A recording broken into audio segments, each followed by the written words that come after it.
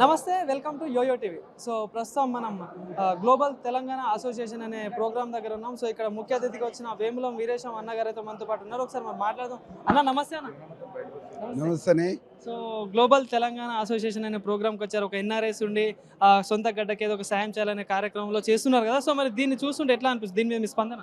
చాలా ఆనందంగా ఉంది. ప్రపంచంలో ఉండేటువంటి తెలుగు వాళ్ళు మొత్తం ఒక వేదిక మీదకి రావటం, ఒక అసోసియేషన్ లాగా ఏర్పడేసి ఈరోజు కార్యక్రమాన్ని పెట్టడం, ఆ కార్యక్రమంలో వారితో పాటు రాజకీయ నాయకుల్ని చాలామంది ప్రముఖులను కూడా పిలిచి పరిచయం చేయటం అనేటువంటిది చాలా మంచి కార్యక్రమం.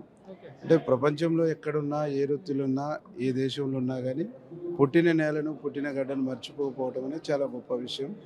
తెలంగాణ ఉద్యమం నడుస్తున్నటువంటి కాలంలో ప్రపంచంలో ఉండేటువంటి తెలుగు వాళ్ళు మొత్తం కూడా ఇక్కడ తెలంగాణ ఉద్యమానికి చేయూతనిచ్చే విధంగా సంఘీభావం తెలిపి బలోపేతం చేసేటువంటి పద్ధతిలో ఉద్యమాన్ని ముందుకు నడపడంలో ఆనాడు దోహదపడ్డారు. ఈనాడు కూడా తెలంగాణలో వారు ఈ ప్రాంతానికి ఏదైనా చేయాలనేటువంటి తపనతో ఈ వేదిక అనేటువంటిది ముందుకు రావడం చాలా సంతోషం. ఇంకోటి, ఇప్పుడు మీరు అధికారంలో ఉంది, మన గవర్నమెంట్, కాంగ్రెస్ పార్టీ గవర్నమెంట్ అధికారంలో ఉంది. సో మీరు ఎమ్మెల్యేగా ఉన్నారు. సో ఇట్లాంటి కార్యక్రమాలు మన తెలంగాణలో వీళ్ళకి ఎట్లాంటి సపోర్ట్ చేయదలుచుకున్నారు?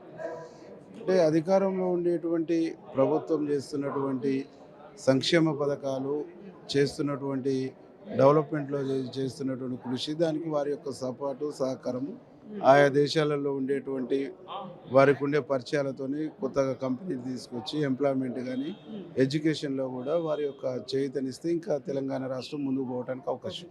వీళ్ళకి ఎట్లాంటి ప్రోత్సాహం ఇవ్వబోతుంది అంటే, ఎందుకంటే ఇట్లాంటి ఎన్ఆర్ఎస్ కానీ కొంతమంది యువత ఉంటారు. సో వీళ్ళకి ఎట్లాంటి ప్రోత్సాహం ఇవ్వబోతుంది?